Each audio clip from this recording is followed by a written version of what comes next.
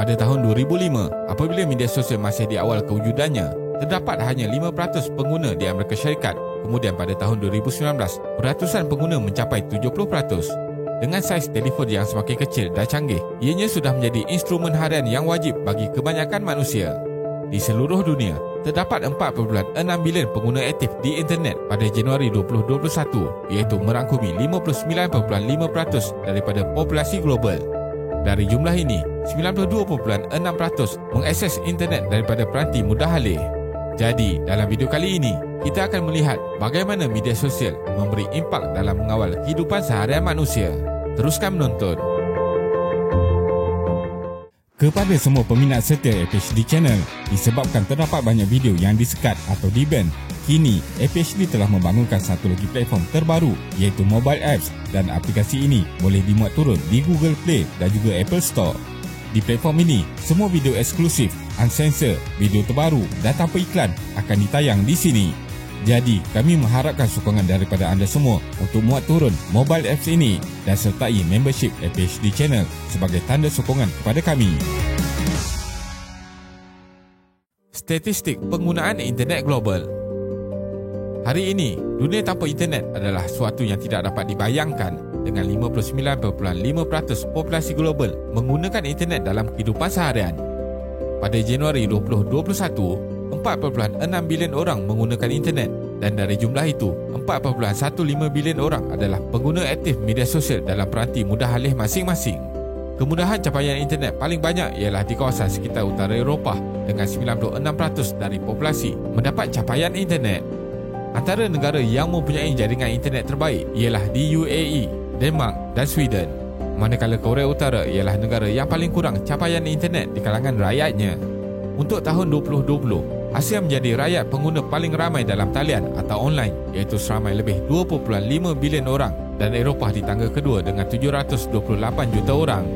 China, India dan Amerika Syarikat adalah populasi tertinggi penggunaan internet, iaitu China seramai 854 juta pengguna, India seramai 560 juta pengguna. Namun begitu, masih ramai penduduk di kedua-dua negara ini yang tidak dapat menggunakan internet, terutamanya di kawasan pedalaman. Platform media sosial paling popular.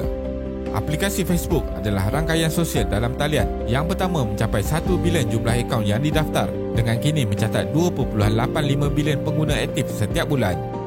Facebook juga kini mengendalikan aplikasi media sosial terkenal yang lain, iaitu WhatsApp dan Instagram, dengan setiap darinya mempunyai 1 bilion pengguna aktif sebulan.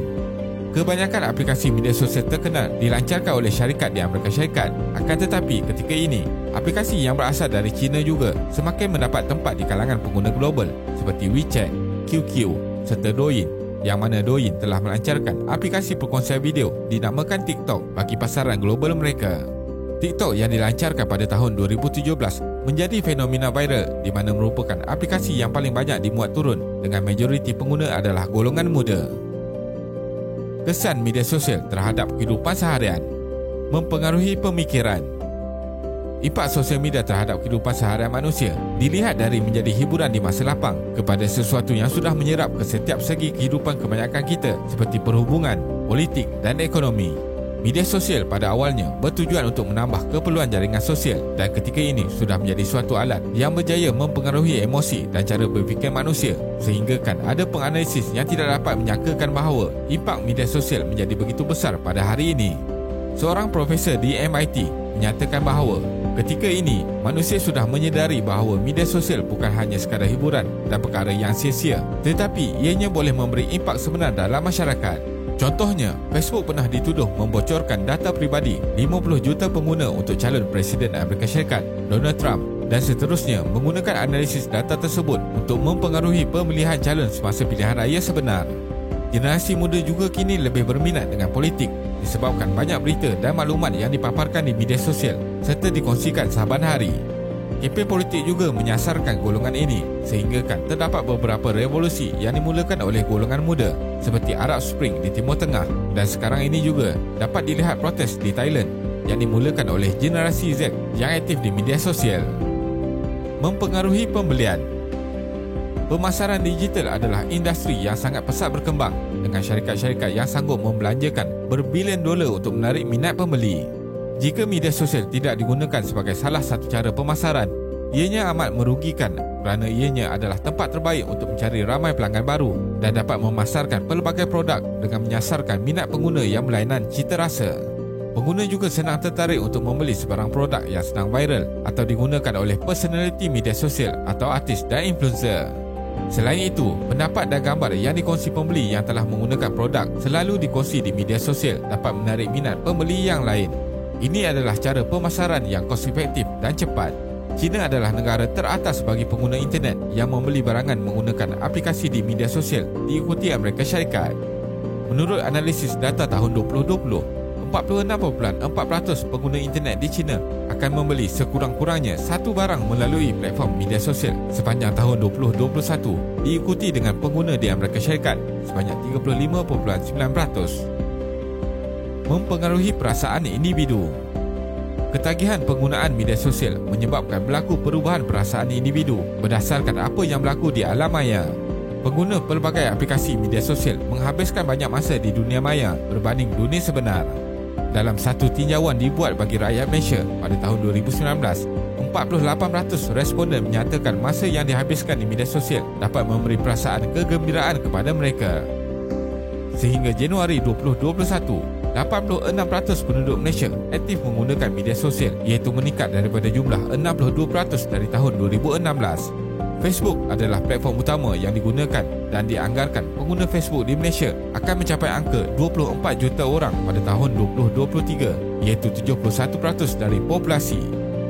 Menurut bekas Presiden Facebook sendiri, iaitu Sean Parker, platform ini direka untuk membuatkan seseorang individu menghabiskan banyak masa dan seterusnya memberikan perhatian yang lebih kepada apa yang berlaku di situ. Dan ianya dilihat seperti mengeksploitasi kelemahan psikologi manusia yang sering mahukan perhatian. Oleh itu, pengguna akan selalu memuat naik perkara baru di laman Facebook mereka setiap hari dan menanti reaksi terhadap apa yang akan berlaku. Mengganggu proses tidur yang normal. Manusia dahulunya menghabiskan masa di malam hari dengan keadaan yang gelap untuk berehat setelah seharian bekerja. Akan tetapi sekarang ini, kita dikelilingi oleh cahaya buatan sepanjang masa.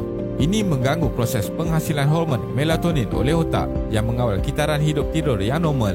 Cahaya biru dari skrin telefon pintar dan komputer adalah merupakan faktor yang paling banyak menjejaskan penghasilan hormon melatonin ini. Kebanyakan individu menghabiskan masa sebelum tidur dengan melihat skrin telefon untuk melayari pelbagai media sosial. Ini menyebabkan ramai individu mengalami masalah sukar untuk fokus di siang hari dan kurang produktif. Menurut pakar psikiatri di Royal College of Psychiatrists, Dr. Bernaka Dubika, ramai golongan muda yang mengalami kemurungan cenderung untuk menghabiskan masa di media sosial pada waktu malam. Terdapat banyak masa yang dihabiskan di media sosial dapat memberi kesan tidak baik kepada perkembangan otak yang sihat. Penggunaan fungsi otak juga amat tinggi apabila seseorang melayari media sosial kerana ia mengaktifkan pelbagai bahagian otak untuk tujuan bersosial, berfikir dan perasaan. Otak memerlukan masa untuk memperlahankan fungsinya, oleh itu mengambil masa untuk tidur dengan sempurna. Kesimpulannya, tidak dapat dinafikan terdapat manfaat yang jelas bagi penggunaan media sosial, ditambah lagi di waktu pandemik ini. Ramai keluarga dan kenalan jauh sentiasa dapat dihubungi untuk mengetahui situasi mereka. Ianya semua bergantung kepada cara individu menggunakan media sosial dan sebanyak mana masa yang dihabiskan. Seperti yang pernah dinyatakan oleh Albert Einstein, jika manusia tidak mengawal teknologi, maka terhasil generasi yang semakin tidak bijak kerana kurangnya interaksi di dunia sebenar. TikTok dan Douyin adalah aplikasi yang memaparkan video singkat yang dilancarkan oleh syarikat dari China iaitu ByteDance. Ketika ini, TikTok adalah seperti suatu ketagihan terutamanya bagi generasi Gen Z di seluruh dunia. Akan tetapi, di China, aplikasi Douyin dibuat penuh dengan manfaat untuk melindungi generasi muda di negara itu. TikTok dan Douyin seakan sama, akan tetapi mempunyai satu perbezaan kritikal, iaitu Douyin mempunyai fungsi Use Mode bagi pengguna berumur 14 tahun ke bawah supaya mereka melayari aplikasi dengan selamat dan tidak terdedah dengan kandungan video yang melampau serta tidak bermanfaat. Algoritma TikTok dan Douyin juga berbeza, di mana Douyin lebih menjurus kepada perkongsian video yang mendidik dengan konten ilmiah termasuk mengenai sains, patriotik, budaya dan sejarah. Malah guru dan pendidik di China sudah lama berkongsi video mereka sedang mengajar di dalam kelas melalui platform Douyin ini. dapat dilihat dalam satu kaji selidik mengenai kerjaya aspirasi melibatkan kanak-kanak berumur 8 hingga 12 tahun di Amerika Syarikat. Peratusan tertinggi iaitu 29% memilih jawapan mahu menjadi YouTuber atau blogger, manakala di China 56% kanak-kanak memilih mahu menjadi angkasawan. Jadi dalam video kali ini kita akan melihat perbezaan antara TikTok dan Douyin. Teruskan menonton. Kepada semua peminat setia APHD Channel, disebabkan terdapat banyak video yang disekat atau di-ban, kini APHD telah membangunkan satu lagi platform terbaru iaitu mobile apps, dan aplikasi ini boleh dimuat turun di Google Play dan juga Apple Store. Di platform ini, semua video eksklusif, unsensor, video terbaru dan tanpa iklan akan ditayang di sini. Jadi, kami mengharapkan sokongan daripada anda semua untuk muat turun mobile apps ini dan sertai membership APHD Channel sebagai tanda sokongan kepada kami. Douyin diasaskan di China oleh Zhang Yiming iaitu pemilik syarikat ByteDance pada September 2016, dan setahun kemudian aplikasi Douyin telah memiliki 100 juta pengguna dengan 1 juta tayangan video pada setiap hari. Disebabkan kejayaan tersebut, versi antarmasa TikTok dilancarkan pada tahun 2017 dan mula menjadi viral serta sangat terkenal pada awalnya, khususnya di Jepun dan Thailand.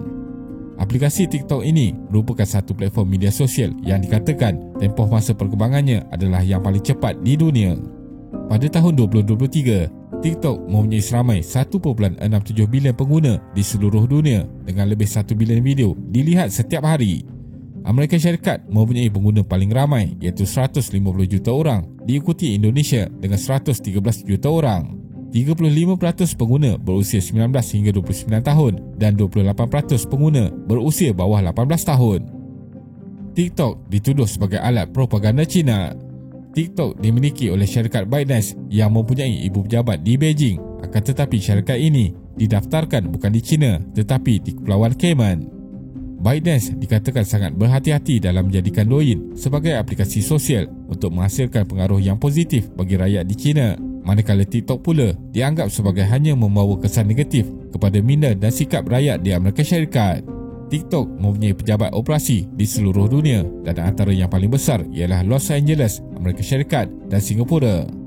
Seorang bekas pekerja TikTok di Amerika Syarikat telah menjadi pemberi maklumat dan memberitahu bahawa ByteDance mempengaruhi sebahagian besar urusan seharian syarikat TikTok. Walau bagaimanapun, TikTok mendakwa mereka tidak membenarkan campur tangan mana-mana kerajaan terhadap saranan video-video yang dipaparkan untuk pengguna. Malah pengguna dapat melihat kandungan video isu-isu berkaitan politik yang dianggap kritikal bagi kerajaan China. Proses penapisan video-video atau content moderation di TikTok dilakukan oleh Trust and Safety Teams di Singapura, Amerika Syarikat dan Ireland. TikTok tidak sesuka hati menurunkan video-video yang dilaporkan oleh pihak kerajaan kecuali kandungannya didapati melanggar undang-undang negara tersebut. Terdapat tuduhan bahawa walaupun TikTok tidak dibangunkan untuk menjadi alat propaganda Parti Komunis China, akan tetapi ketika ini ia berjaya menjadi alat untuk memanipulasi masyarakat dan digunakan untuk menyampaikan informasi yang tidak tepat.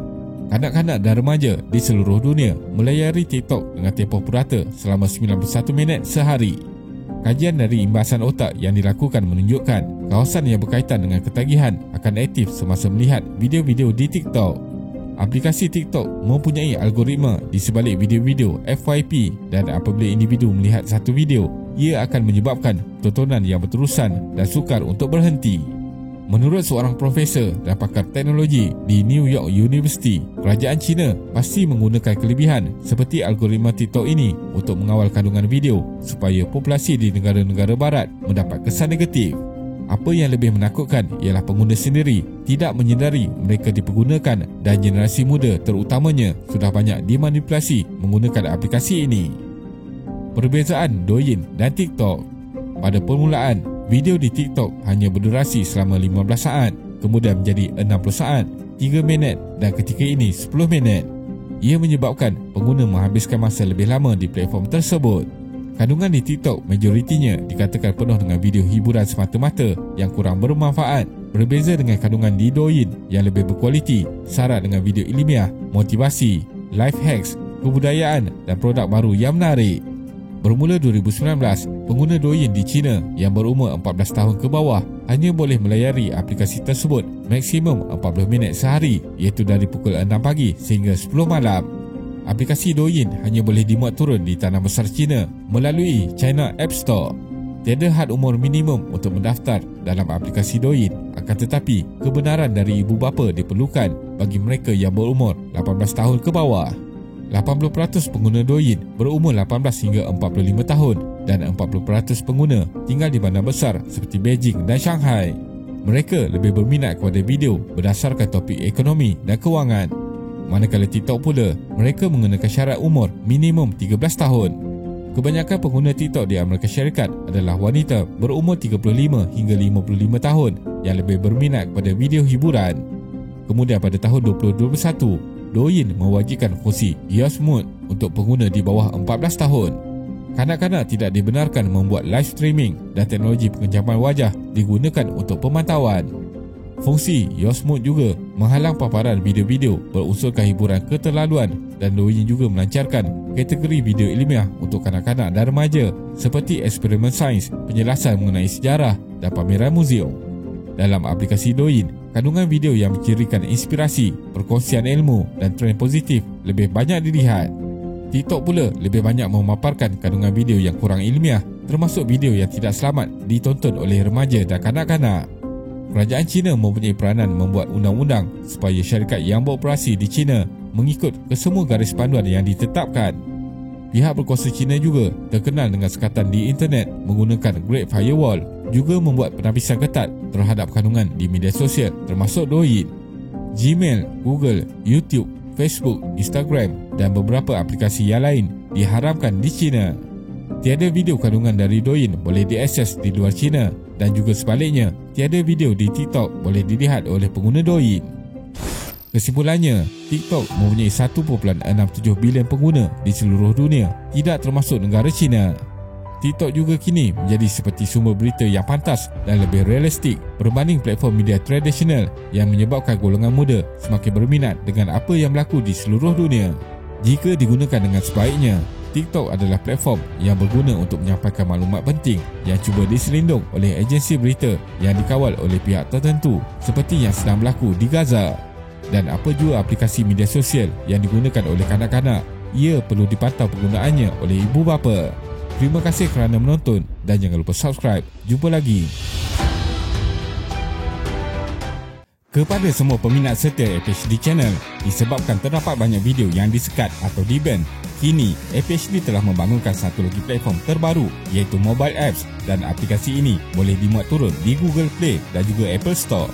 Di platform ini, semua video eksklusif, uncensored, video terbaru dan tanpa iklan akan ditayang di sini. Jadi, kami mengharapkan sokongan daripada anda semua untuk muat turun mobile apps ini dan sertai membership APHD Channel sebagai tanda sokongan kepada kami.